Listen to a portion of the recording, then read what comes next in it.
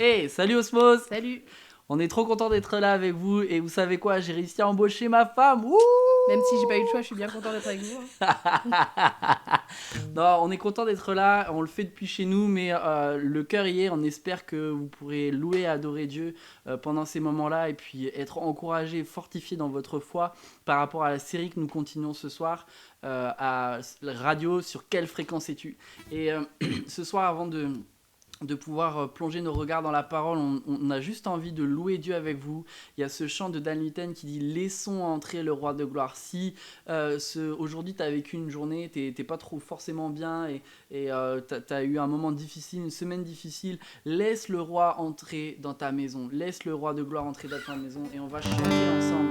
Viens louer avec moi, mon frère, ma soeur, qu'on puisse vraiment célébrer Dieu, le roi des rois. Alléluia. Père, merci pour ta présence, Seigneur, et à toi la gloire pour cette soirée. Merci Jésus. Alléluia. 1, 2, 3.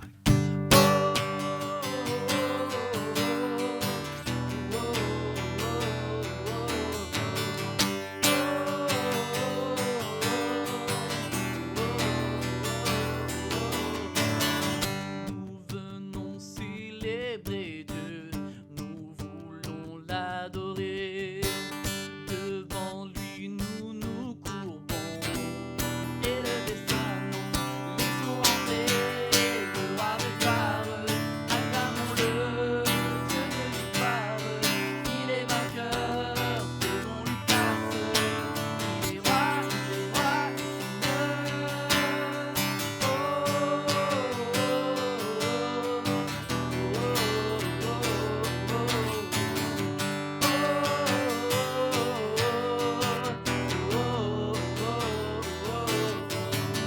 Dieu est là, il nous attend, il entend nos prières, sa parole est éternelle. Laissons entrer le roi de gloire, acclamons-le, Dieu de l'histoire, il est vainqueur, faisons-lui place, il est roi, Seigneur. Laissons entrer le roi de gloire, acclamons-le, Dieu de l'histoire, il est vainqueur, faisons-lui place, il est roi, Seigneur.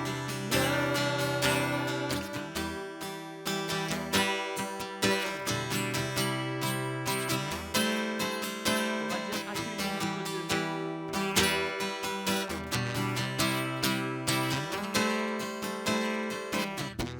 Accueillons notre Dieu, il est le merveilleux, glorieux, majestueux. Accueillons notre Dieu, il est le merveilleux, glorieux, majestueux. Laissons entrer le roi de gloire, acclamons-le, Dieu de l'histoire, il est vainqueur, faisons-lui place, il est roi, Seigneur. Laissons entrer le roi de gloire, acclamons-le, Dieu de l'histoire, il est vainqueur, faisons-lui place, il est roi,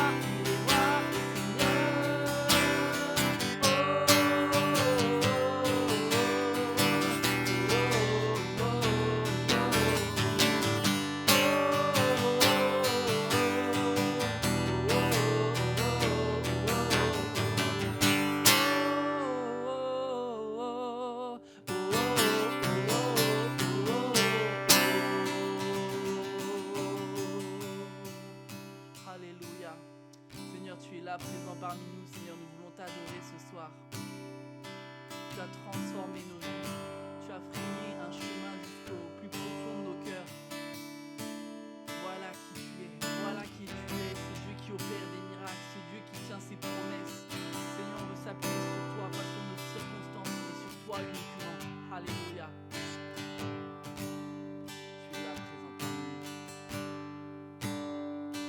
Tu es là, présent parmi nous.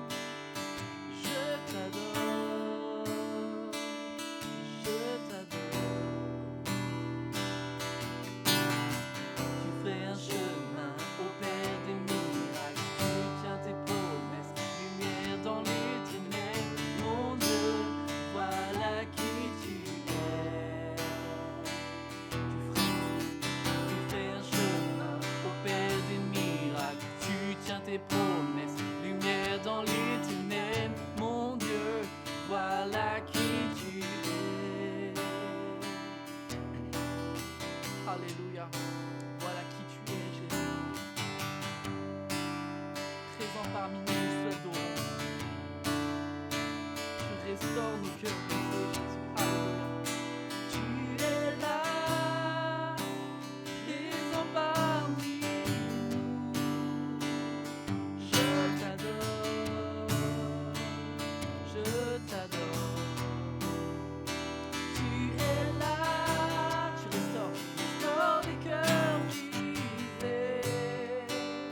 Je t'adore, je t'adore. Tu es là, là, présent parmi nous. Je t'adore, je t'adore. Tu la transformes. Tu es là, transformant nos vies. Je t'adore, je t'adore.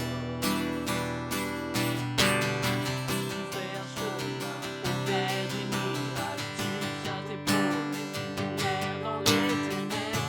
Mon Dieu, voilà qui tu es. Alléluia, adore.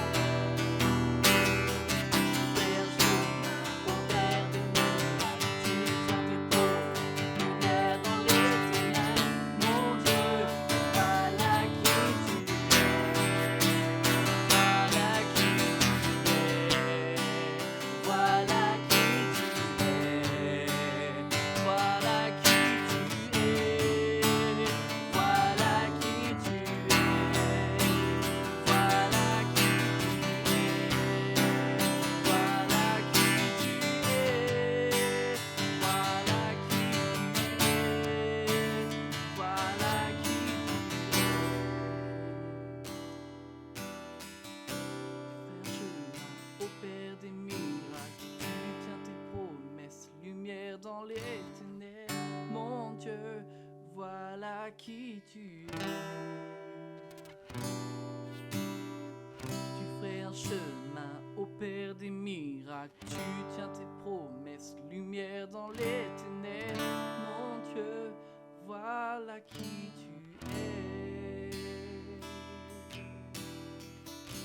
Alléluia. Seigneur, on te bénit ensemble. Ce soir, à toi la gloire.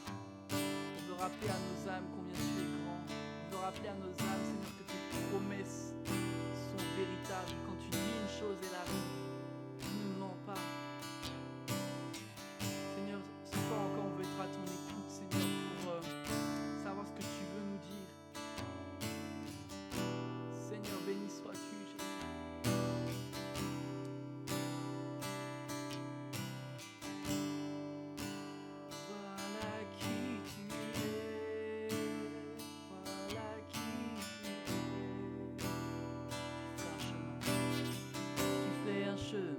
Ô Père des miracles, tu tiens tes promesses, lumière dans les ténèbres. Mon Dieu, voilà qui tu es. Tu ferais un chemin, ô Père des miracles, tu tiens tes promesses, lumière dans les ténèbres. Mon Dieu, voilà qui tu es. Alléluia.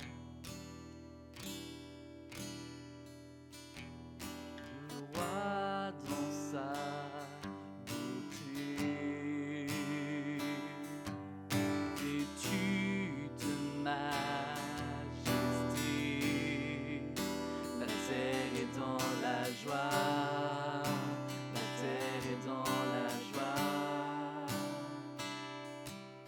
sa gloire resplendit, l'obscurité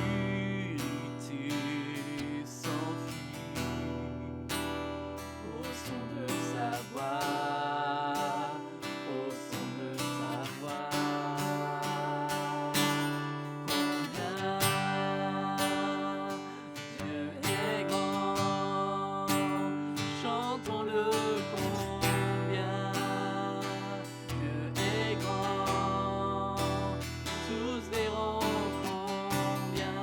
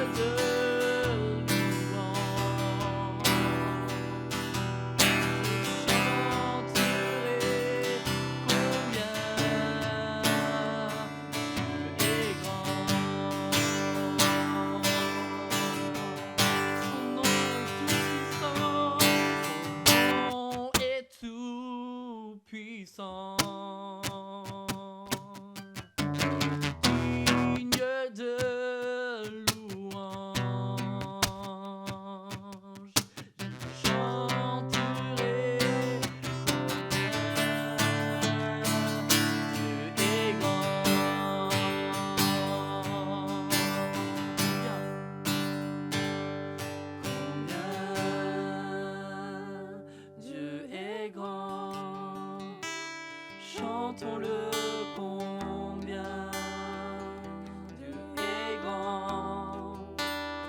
Tous verront combien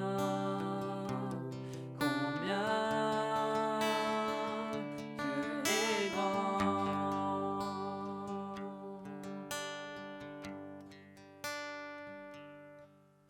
Combien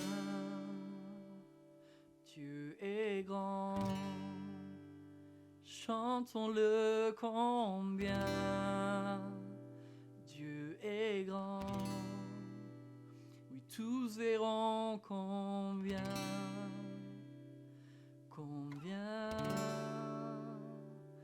Dieu est grand. Alléluia, alléluia, à toi la gloire, Père éternel, à toi l'honneur, la puissance et la force, Jésus.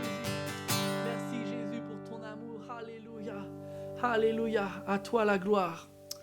Oh Jésus, je te prie pour ce soir, Seigneur, pour cette parole, Seigneur, que nous allons pouvoir échanger. Je te prie, mon Dieu, Seigneur, que ce temps soit un temps où on apprend à mieux te connaître, où cette écoute, Seigneur, que tu nous appelles à développer dans nos vies, ce soit quelque chose de véritable, de concret, de bien tangible dans nos vies. Merci vraiment. Merci vraiment pour cet amour, parce que tu es le premier à avoir parlé, à avoir saisi nos cœurs. Et ce soir, c'est ce que nous voulons encore proclamer, Seigneur, dans nos vies. À toi la gloire, Père. Amen. On se retrouve tout de suite pour la parole. Ok les jeunes, du coup, je viens vous présenter un peu la fin de cette série sur l'écoute de Dieu, et en particulier sur ce thème-là qu'on avait abordé, la radio, sur quelle fréquence es-tu ? Les 2 premiers messages avaient pour but de nous rendre sensibles à qu'est-ce que écouter Dieu. Et cette fois-ci, j'aimerais vous parler un petit peu quand ça capte mal. Quand ça capte mal, quand on n'entend plus Dieu, ou on a l'impression qu'il n'y a plus Dieu, quand c'est le silence qui règne. Et j'aimerais vous partager un petit peu 3 éléments forts qui font qu'on peut se retrouver face à un silence divin, face à une impression de il n'y a plus rien, on ne sait plus quoi faire, on ne sait plus où s'en remettre, à qui s'en remettre même, parce que la seule chose qu'on a face à notre prière, c'est comme un mur de silence.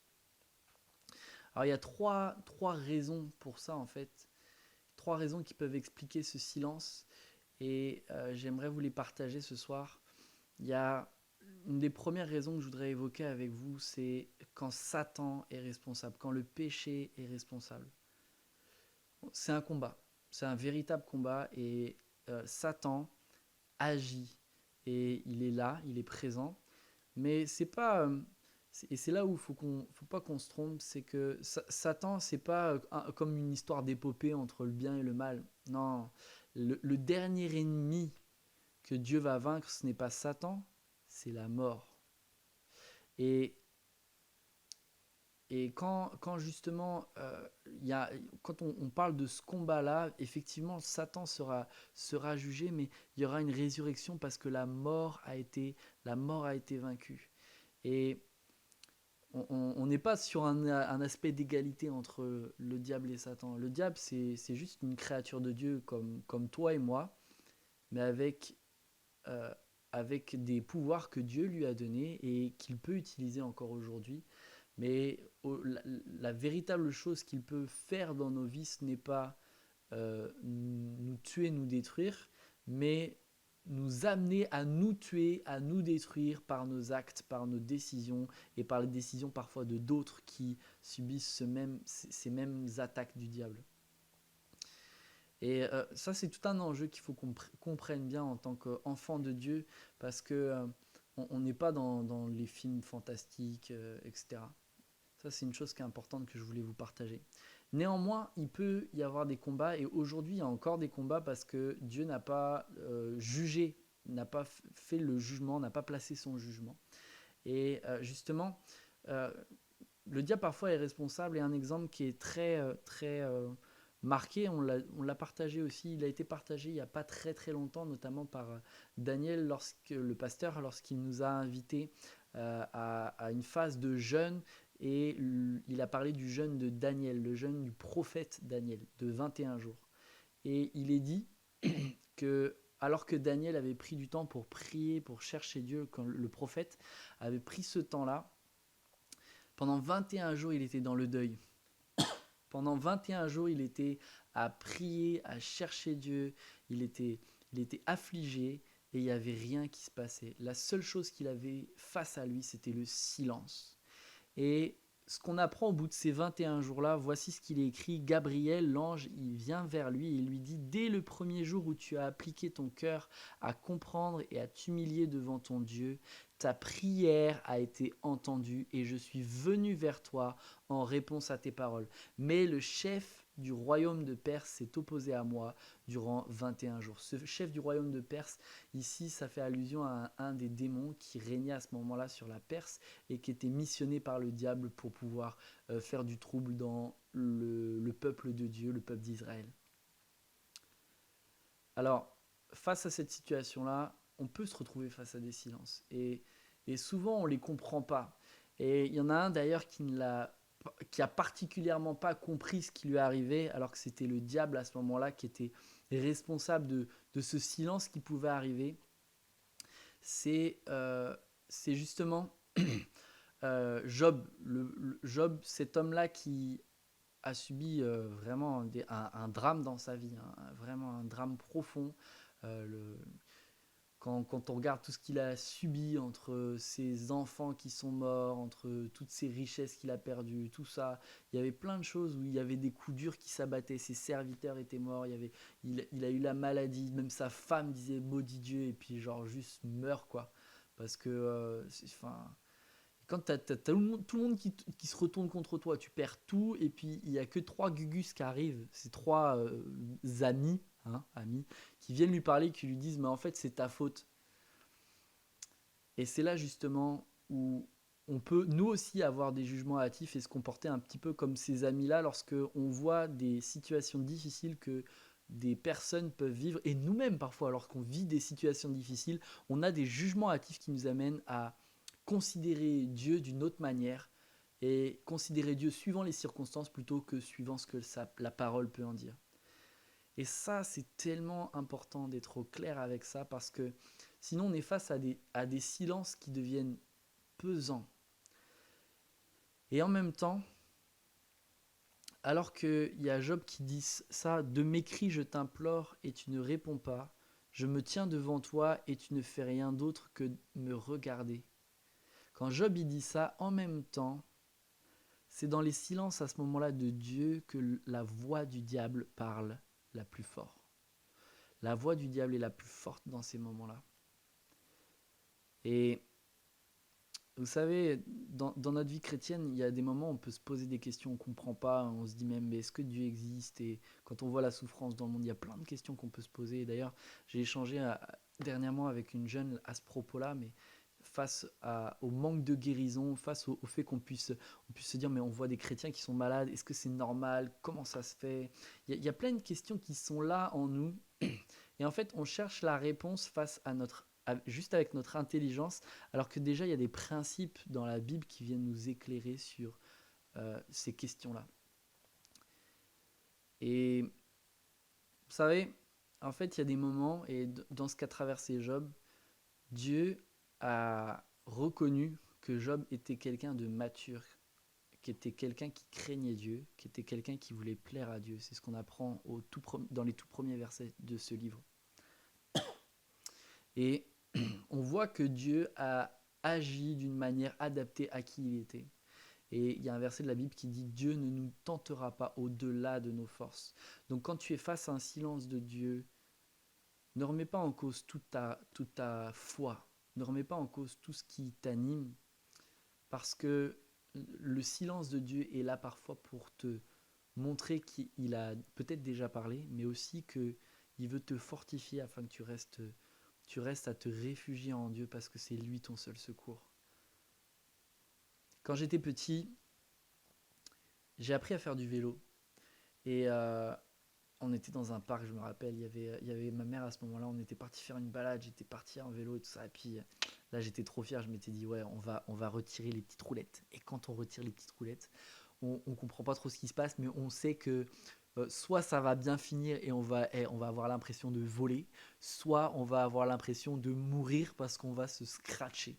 Et moi j'avais pas la deuxième impression, hein, j'avais que la première impression, j'étais un peu fou dans ma tête. Enfin, c'est peut-être encore vrai aujourd'hui, il faudrait que je demande à ma femme.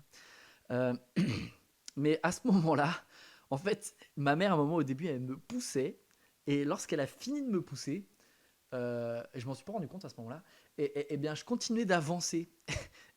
Et moi je pédalais, je me suis dit, ouais, c'est bon, je vais voler quoi. Et alors que j'avance, et à un moment donné, je commence à nouveau réfléchir, ça arrivait de temps en temps. Je me rends compte que là, mais c'est bizarre, enfin, j'ai volé, j'ai réussi déjà à voler, mais c'est surtout que j'étais tout seul. Et, et ça, c'était fort parce qu'il y avait un moment donné, en fait, où ma mère avait besoin de lâcher le vélo et de me permettre d'expérimenter et de me rendre compte que par la foi, par la confiance à ce moment-là dans ce que j'avais, dans qui j'étais, dans la confiance dans le vélo, dans la physique que je ne comprenais pas à ce moment-là, que le vélo allait continuer d'aller tout droit. Eh bien, ce principe-là, on peut le vivre de la même manière avec Dieu. Quand tu vis des épreuves qui sont terribles, eh bien, parfois Dieu, il te permet de vivre ces épreuves-là pour que tu puisses apprendre à te rendre compte que Dieu, il t'a donné la force, il t'a donné la foi pour vivre et vaincre ce que le diable pourra vouloir faire pour toi.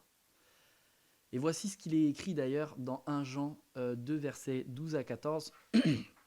Il dit « Je vous écris ceci. Enfants, vos péchés vous sont pardonnés à cause de ce que Jésus-Christ a fait. Je vous écris ceci, Père. Vous connaissez celui qui est dès le commencement.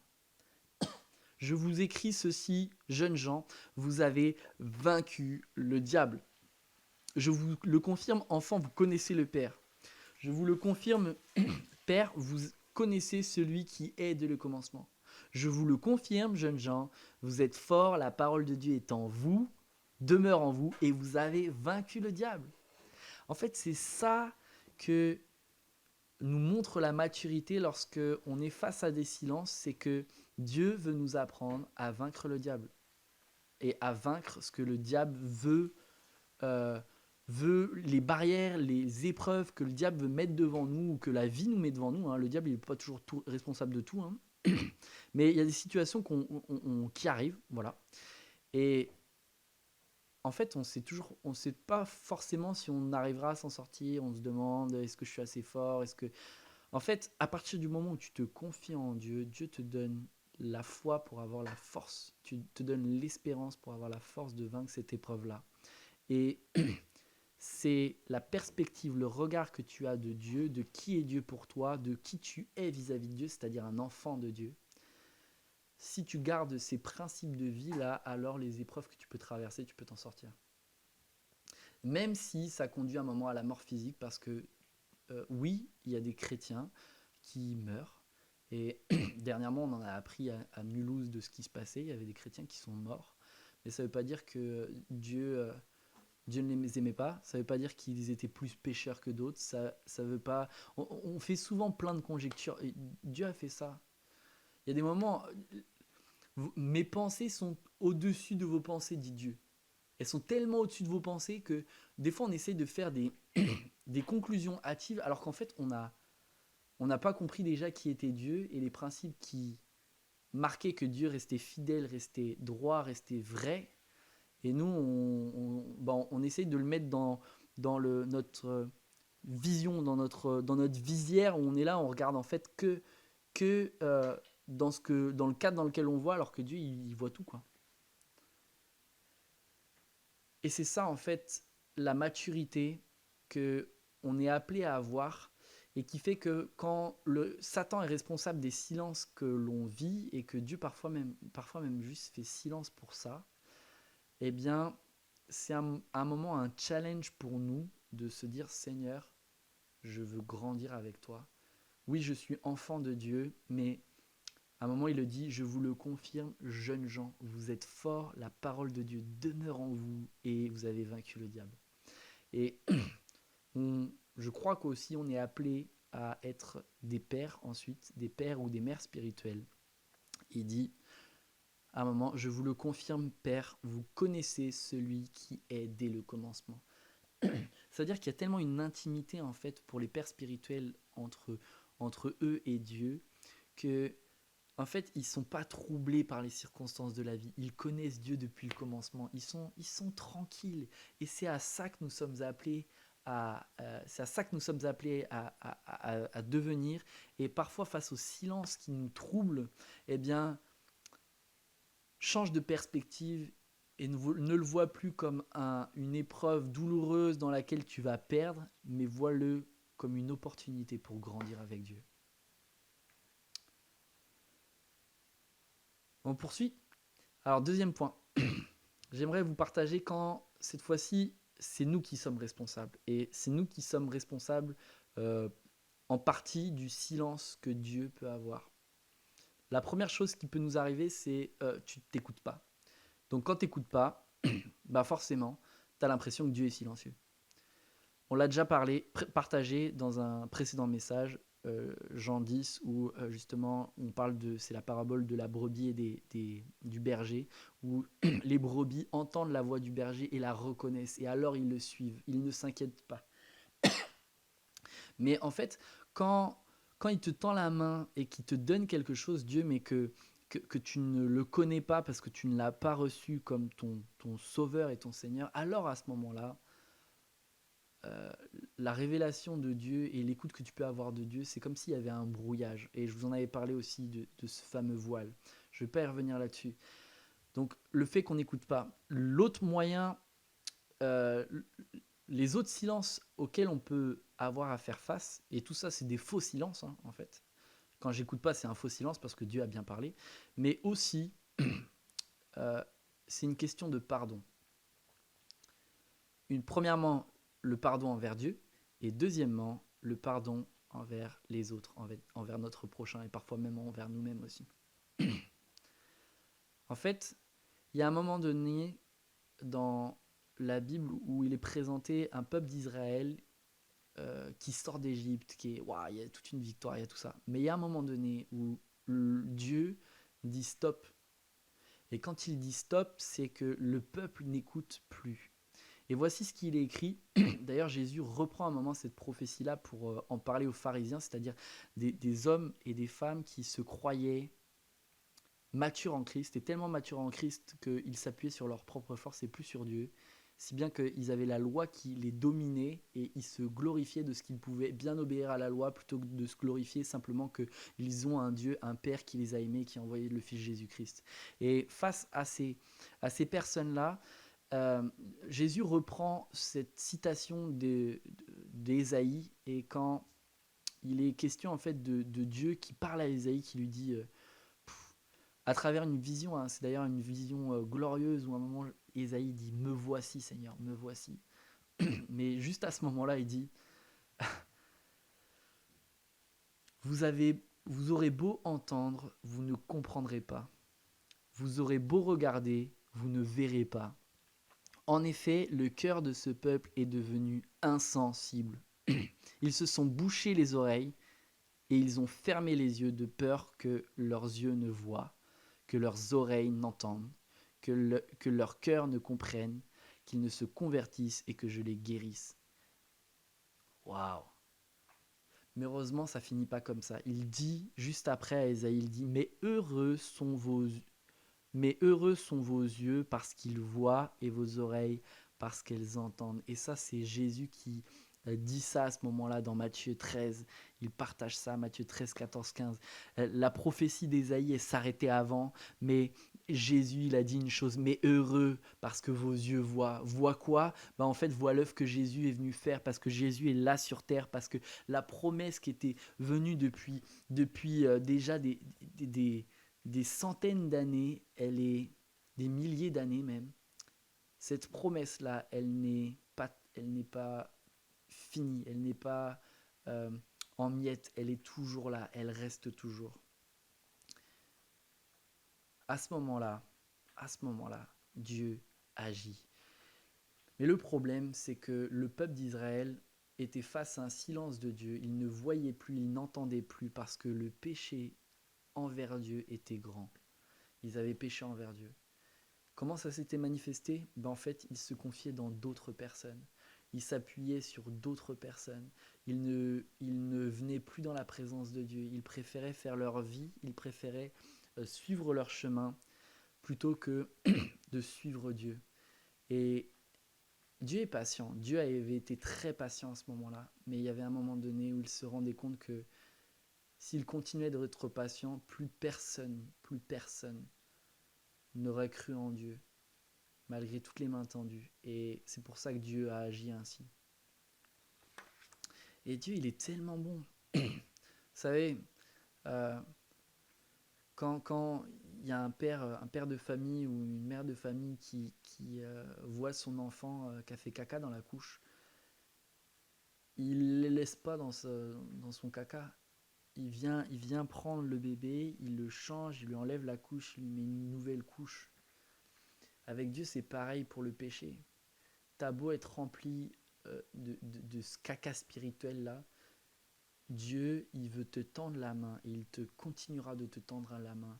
À toi d'accepter de tendre la main. Mais parce que tu es plus qu'un bébé dans le sens où tu peux prendre des décisions et choisir de dire oui ou non, tu as la responsabilité d'accepter l'action de Dieu dans ta vie ou pas. Et c'est dans cette dimension-là, en fait, que Dieu il veut t'avertir sur sur le péché qui peut être là en toi. Le péché envers Dieu, je vous en ai parlé à l'instant, mais il y a aussi le péché envers son prochain. Il y a ce verset-là dans Matthieu 5 qui dit « Si donc au moment de présenter ton offrande devant l'autel, tu te souviens que ton frère a quelque chose contre toi, laisse là ton offrande devant l'autel et va d'abord te réconcilier avec ton frère, puis tu reviendras présenter ton offrande. » En fait, l'accès à la présence de Dieu, le fait d'aller présenter son offrande, c'est la louange, c'est la dimension de louange envers Dieu, de fait quand tu viens à l'église, tu viens louer Dieu. S'il y a un moment quelque chose contre ton frère qui va pas bien, et va d'abord te réconcilier avec ton frère. Pour vous dire une chose, une fois il y a quelqu'un qui a eu l'occasion de me blesser particulièrement, et j'avais du mal à pardonner. J'avais vraiment du mal à pardonner. Mais il y avait une prophétie à un moment qui m'avait été donnée, qui m'avait dit, mais pardonne à ton frère, parce que si tu ne le fais pas, en fait, ça va avoir un impact dans ta vie quotidienne, dans ma relation avec toi. Et quand j'ai reçu cette parole-là, je me suis dit, ah Seigneur, c'est dur. Et il y a des personnes dans la vie qui peuvent nous blesser, et tu peux être responsable ou pas, hein, et on peut avoir des blessures. Moi, vraiment, j'étais profondément blessé, et c'était dur. Mais j'ai écouté Dieu à ce moment-là et je me suis dit, ok Seigneur, j'ai besoin de ta grâce pour apprendre à pardonner. C'est pas fait automatiquement, hein. Je vous le dis, c'est c'est pas quelque chose automatique comme un claquement de doigts, c'est bon, il y a le pardon et tout ça. Il y a des pensées qui peuvent revenir, il y a des pensées qui peuvent être là, qui tournent dans ta tête, qui tournent tellement dans ta tête, tu te dis, Seigneur, comment est-ce que je fais? Parce que à chaque fois que ces pensées reviennent dans ma tête, il y a les mécanismes de pensée que j'avais avant qui reviennent. Et là, la critique commence à venir dans ma pensée, qu'est-ce que je fais de tout ça? Qu'est-ce que je fais de tout ça?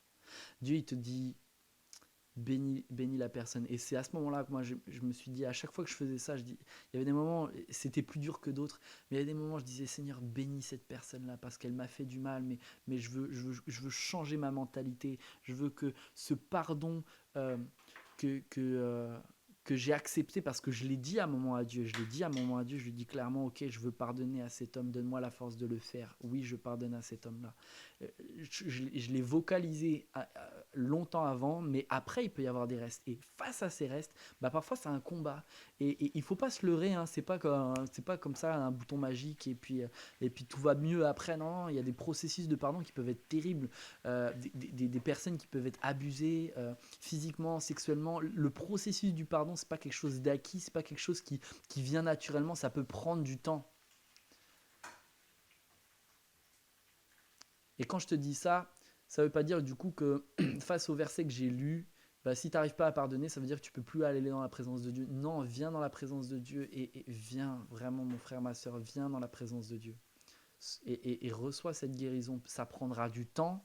Dieu, il va travailler tes pensées et à ce moment-là même, Dieu, il va te faire grandir, il va te faire changer, il va t'amener à une maturité plus grande parce que ce que tu auras vécu là, en fait, Dieu, il l'a vécu depuis bien longtemps avec toi quand tu commettais une faute contre lui. Et à chaque fois que tu commettais une faute contre lui, en fait, imagine un peu tout le péché que les gens ont pu commettre. Et en fait, quand tu considères ça et que tu te dis, bah en fait, tout ça, c'est envers Dieu que je l'ai commis. Alors imagine comment Dieu, il a la mentalité de Dieu. Quand tu vois la mentalité de Dieu qui pardonne, qui est pleinement dans la tranquillité par rapport à ça, il veut nous amener à grandir et à lui ressembler. Nous sommes appelés à ressembler à Christ. Alors ça ne veut pas dire qu'on peut se faire taper sur les doigts et puis ne rien dire. Non, enfin, souvent on dit trop bon, trop voilà. Et en fait non, il faut quand on prend ces textes-là, il ne faut pas sortir du contexte, d'accord ? Puis d'ailleurs, si tu enlèves le texte, il ne reste plus que... Voilà. Mais je ne le dirai pas non plus. Euh, Ce que je veux te dire, c'est pour te réveiller, hein, c'était pour être sûr que tu puisses continuer à bien suivre. Mais ce que je veux te dire, c'est que le processus du pardon, c'est quelque chose qui prend du temps et pour lequel tu as besoin de venir en permanence, régulièrement dans la présence de Dieu, afin que celui-ci te soit acquis pleinement et que toutes les conséquences du péché soient détricotées dans ta vie. C'est ça en fait, l'œuvre du pardon de Dieu. Dernière chose que je veux aborder avec vous, parce que le temps passe aussi, c'est cette fois quand le silence de Dieu, quand ça capte mal, quand tu captes plus, c'est à ce moment-là quand Dieu est responsable. Et alors, c'est là où on est face aux raisons de Dieu. J'en ai invoqué quelques-unes tout à l'heure, mais je vais en invoquer d'autres plus particulièrement. Quand Dieu a ces raisons qui font que il est responsable des silences que tu vis. Ça, c'est troublant.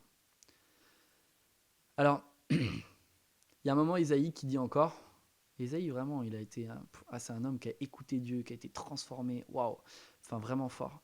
Et il dit, en vérité, ô Dieu, toi, tu es un Dieu qui te cache, Dieu d'Israël et son sauveur. Tu es un Dieu qui te cache. Bah alors on fait comment ? On peut plus faire. En fait, Isaïe, à un moment, il reconnaît que Dieu peut se cacher, mais il ne se cache pas à n'importe qui. Et c'est là qu'il faut prendre l'ensemble du texte. Donc, il faut prendre un petit peu avant. Je ne vais pas vous le lire, ça prendrait du temps. Mais dans le contexte, euh, le peuple est dans l'idolâtrie. Ça veut dire qu'il se retrouve à acheter des statues, à se prosterner devant les statues, des statues sans force, c'est vide. Ces dieux-là ne parlent pas, c'est des faux dieux. Et Dieu vient, notre Seigneur vient, il se moque de ça, il se dit mais vous faites quoi les gars là ? Vous êtes en train de prier une statue là ? Vous êtes en train d'invoquer une statuette là qui va rien vous répondre. Eh ben, continuez. Et c'est là en fait qu'il y a le silence de Dieu. C'est là qu'il y a le silence de Dieu parce qu'à un moment, il te laisse face aux décisions que tu prends et quand tu as pris les décisions de t'éloigner de Dieu et d'avoir d'autres idoles, il y a un moment donné, Dieu t'avertit et quelle grâce aujourd'hui nous avons parce que Dieu continue de nous avertir. Mais il y a un moment donné aussi, tu continues, en fait, tu éteins ta conscience. Et quand ta conscience est éteinte, alors à ce moment-là, tu n'es plus seul face à ton silence, face au silence. Et c'est à ce moment-là, généralement, que la société est seule face à ce silence-là et elle ne supporte plus le silence. Il faut qu'il y ait la télé d'allumée, il faut qu'il y ait la radio, il faut qu'il y ait la musique, il faut qu'il y ait machin, il faut qu'il y ait ci, il faut qu'il y ait ça. Il ne faut plus qu'il y ait de silence.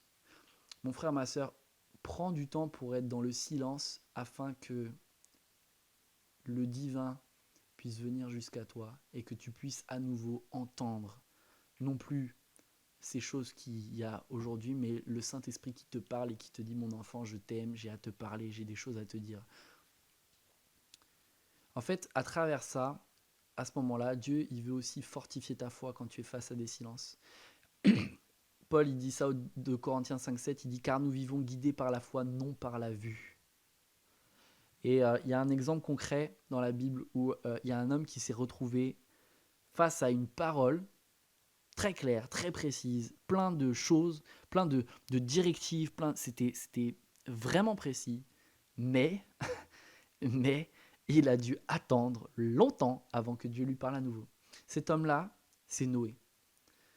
J'aimerais juste vous lire là quelques versets et vous retracer l'histoire. À un moment donné, on apprend que Noé est âgé de 500 ans. Il a 3 fils, Sem, Cham et Japheth. Et puis, à ce moment-là, Dieu lui dit, tu vas construire un bateau. Et ce bateau-là, il va abriter tout un tas d'animaux, ta famille, et tu vas vivre un déluge. Et ce déluge-là va engloutir tout. Ce déluge-là va détruire toute l'humanité. D'ailleurs, Dieu après Dieu après a choisi de ne plus faire ainsi pour le juger l'humanité. Mais à ce moment-là, Dieu avait choisi de le faire ainsi parce que le péché était devenu tellement grand, personne n'écoutait Dieu à ce moment-là. Et Dieu donne cette parole-là à cet homme-là qui continue de l'écouter. Il était seul. Et en fait, on apprend que, alors que Dieu lui donne les directives, il lui donne un appel particulier sur sa vie. Il lui dit, va faire tout ça. Et on apprend, Genèse 6, verset 22, c'est ce que fit Noé. Il exécuta tout ce que Dieu lui avait demandé. Donc ça, c'est le dernier verset du chapitre 6.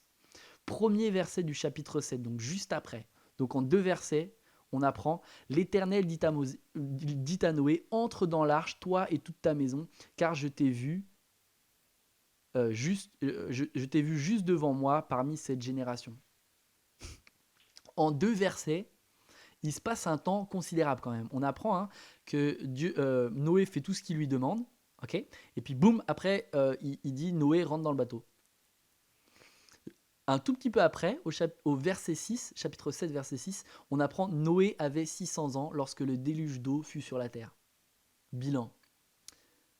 Dieu parle à 500 ans à Noé. Il faut attendre 100 années plus tard pour que Dieu lui donne une directive à nouveau. Moi, j'étais choqué. Quand j'ai réalisé ça, j'étais choqué. Je me suis dit, Seigneur, c'est pas possible. 100 ans. Alors déjà que nous, on vit pas 600 ans, clairement pas, mais même pour une échelle comme nous, là, genre 20 ans. T'imagines, Dieu, il te parle à 20 ans. Là, tu as une vingtaine d'années. Dieu, il te parle là. Rendez-vous dans 20 ans. Même jour, même heure. Voilà. C'est quand... Je connais plus la suite, c'est pour ça. quand tu apprends ça, comme ça, c'est quand même terrible. Hein, parce que si t'as pas la foi et tu gardes pas ce que Dieu t'a dit à ce moment-là, bah, en 100 ans, tu as largement le temps de faire ce que tu veux et tout sauf le plan de Dieu. Et à ce moment-là, Noé, il a dit non, je vais respecter ce que Dieu a dit, je vais respecter ce que Dieu veut, je continue. Ça m'a troublé. Je me suis dit, Seigneur, me lâche pas comme ça. J'ai pas envie d'avoir un silence aussi long. Et Dieu m'apprend face à des choses qu'il me communique, des fois de dire, bah, je fais silence parce qu'en fait, tu as besoin de te rappeler ce que j'ai écrit. Tu as besoin de te rappeler ce que je t'ai dit. Et c'est pour ça qu'il veut nous responsabiliser pour pas qu'on soit le même enfant. Quand on est un enfant et puis tu vois l'enfant là qui commence à jouer avec son assiette et sa cuillère et tout ça, et tu vois l'enfant, le père, la mère, il lui dit non, touche pas, tu vas t'en mettre partout, et puis tu te retrouves en fait finalement à devoir renettoyer l'enfant, tu dois prendre l'enfant, tu dois changer ses vêtements et tout ça. Toute cette période-là, tu te dis, mais quand est-ce que le gosse il va comprendre que c'est simple. Et ça prend du temps. Ça prend du temps parce qu'en fait, l'enfant à ce moment-là, il n'est pas capable. Alors peut-être que toi, à ce moment-là, tu es comme ce bébé-là, t'es pas capable d'attendre, et t'es pas capable de recevoir quelque chose de Dieu et puis d'avoir un temps et puis de mettre en application directement. Il y a des choses qu'on est obligé de repasser par certaines étapes, par certaines épreuves. Eh bien, ainsi soit-il. Vis ces épreuves-là et grandis pour que tu puisses être un homme, une femme mature en Christ. C'est ça ce que Dieu t'appelle à vivre. Et ces silences que tu traverses, Noé a traversé 100 ans de silence, eh bien, ce silence-là, il était pour lui une occasion d'éprouver sa foi et de grandir dans la foi. Ok ? Pour finir, deux autres éléments qui font qu'on peut se retrouver face à des silences et Dieu en est responsable. Eh bien, parfois, Dieu, il veut juste être comme un ami. Je sais pas si quand tu passes du temps avec des amis, tu parles tout le temps. Alors, il y en a, ils sont forts pour ça, certainement. Moi, quand je suis avec des potes, je ne parle pas tout le temps. Il y a des moments où... et on peut être deux à ne pas parler, d'ailleurs. Ou plus si on est plus d'amis, mais généralement, c'est un peu plus compliqué. Euh, dans ces moments-là, il peut y avoir des moments de silence. Eh bien, juste quand tu es dans la présence de Dieu, parfois Dieu fait silence, juste pour que tu apprennes à apprécier sa présence, non pas parce que il a quelque chose à te dire, mais juste parce que il est bien avec toi et toi, tu es bien avec lui. C'est ça le rôle parfois des silences. Autre, deux dernières choses, il y a un moment donné, aussi, Dieu il fait silence parce qu'il cherche des intercesseurs. Et voici ce qu'il est écrit dans Ézéchiel 22, vous le connaissez. J'ai cherché parmi eux quelqu'un qui construise un rempart et qui se tienne debout sur la brèche devant moi en faveur du pays, afin que je ne le détruise pas, mais je n'ai trouvé personne. Il a dit, j'ai cherché parmi eux, j'ai attendu. Il a cherché, il a pris du temps, il a fait silence à ce moment-là, Dieu. Dieu fait parfois silence parce qu'il cherche un homme pour se tenir sur la brèche.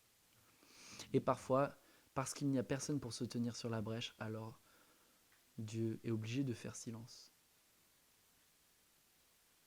Mais il y en a un, oh Seigneur, merci. Il y en a un qui s'est tenu sur la brèche pour toi et pour moi.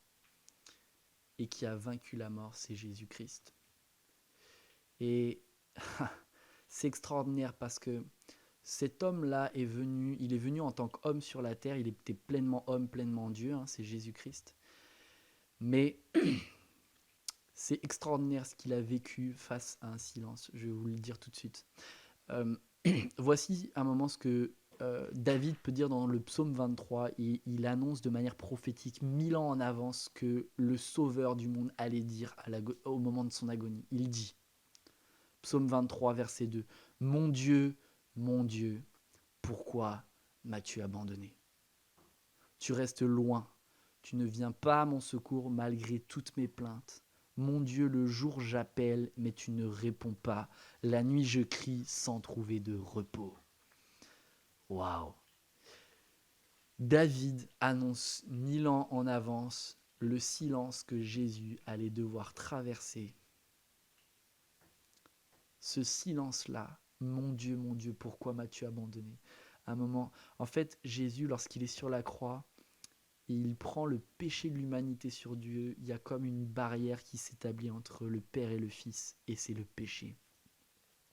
Le péché a été la barrière provoquant le silence entre le Fils de Dieu et le Père. Et il a fallu qu'il y ait un silence pour que toi et moi, on puisse enfin entendre Dieu nous parler. Et ça, c'est une grâce tellement profonde, tellement profonde. Le sacrifice de Jésus. Vous connaissez, pour finir avec ça, vous connaissez les appels en PCV. Alors, c'est pas forcément très très courant maintenant, mais un appel en PCV, c'est un appel que quelqu'un d'autre passe et il t'appelle, par exemple, il t'appelle, c'est un gars qui appelle et il n'a pas d'argent pour payer l'appel. Et qu'est-ce qu'il fait ? Il appelle en PCV, à ce moment-là, il y a un opérateur qui vient te dire bon monsieur, est-ce que vous êtes, ou monsieur madame, hein, est-ce que vous êtes d'accord pour payer la communication qu'une personne veut avoir avec vous ? Et, et là, tu réfléchis à deux fois parce que t'espères juste que c'est pas une pub. Quand tu vois pas le numéro, t'espères juste que c'est pas une pub. Et tu te dis, bon, parce que si c'est une pub, hein, tu te dis, ouais, j'aurais perdu mon argent et tout ça. Mais euh, quand il y a un appel en PCV qui est passé, il y a comme un temps d'hésitation. Moi, je vous dis, hein, quand on m'appelle et qu'il y a un numéro que je reconnais pas ou que je sais que c'est des trucs de pub, moi, j'écoute pas. Hein, c'est silence radio. Eh bien, moi, je veux te dire une chose, c'est que il y en a un qui a payé l'appel en PCV. Eh bien, c'est Dieu. Et l'appel, et le prix de l'appel, c'était Jésus. Le prix de l'appel en PCV, ça a été la mort de Jésus sur la croix pour que Dieu puisse à nouveau t'appeler et que le silence qu'il y avait entre toi et lui soit rompu. Et gloire à Dieu, depuis 2000 ans, Jésus-Christ est vivant, il nous permet d'être à nouveau en communion avec Dieu. Donc ce silence peut être brisé dans le nom de Jésus, afin que toi tu puisses à nouveau écouter la voix de Dieu, afin que tes yeux soient ouverts à ces réalités spirituelles. Et gloire à Dieu parce qu'il a fait une grande chose dans nos vies. Et je veux bénir le nom de Dieu parce que nous sommes maintenant dans la possibilité d'être pleinement en accès avec la présence de Dieu. Alléluia.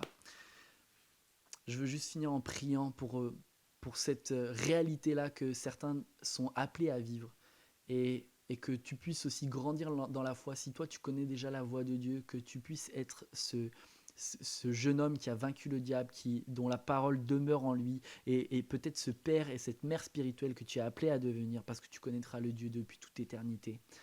Seigneur, je te prie, mon Dieu, pour la grâce que tu nous as faite, afin que celle-ci ne soit pas quelque chose de théorique, mais de très pratique pour chacun de nous. Tu nous rappelles par ta parole que Jésus-Christ est mort à la croix et qu'il a dû souffrir le silence avec toi pour que nous puissions recevoir cet appel en PCV avec notre Dieu. Dieu a payé le prix et aujourd'hui je suis dans la joie de pouvoir m'approcher de toi. Et je te prie pour tous mes frères et sœurs qui sont dans la peine parce qu'ils n'entendent plus ta voix, quelles que soient les raisons, que ce soit Satan, que ce soit le péché, qu'on n'écoute pas, tout ça. En fait, quand on apprend à dépendre de toi, le Saint-Esprit vient en nous et vient nous confirmer que Dieu nous aime, que le sacrifice de Jésus est suffisant. Parce que Jésus dira, tout est accompli. Tout est accompli. Seigneur, merci. Je te prie de bénir, de fortifier chacun, Seigneur, afin que cette série puisse avoir un impact concret dans nos vies, sur ton écoute, sur le fait qu'on puisse bien te capter, sur le fait que notre fréquence soit bien choisie, bien sélectionnée. Et je te prie que chaque jeune puisse expérimenter et mettre en application concrètement ta parole, afin de bien te connaître et de vivre la vie que tu nous appelles à vivre, parce que Jésus, tu as tout accompli. Amen. Allez, je vous souhaite à tous une bonne soirée. On se retrouve demain pour le culte. En attendant, je vous souhaite une bonne soirée. Soyez bénis, soyez fortifiés dans votre foi. Et puis, on se tient au courant par rapport aux nouvelles pour les temps de prière qu'on peut vivre. Je sais qu'il y en a qui étaient dans le jeûne aussi. Soyez bénis, soyez fortifiés dans votre foi. Et puis, à très bientôt. Ciao, Osmose.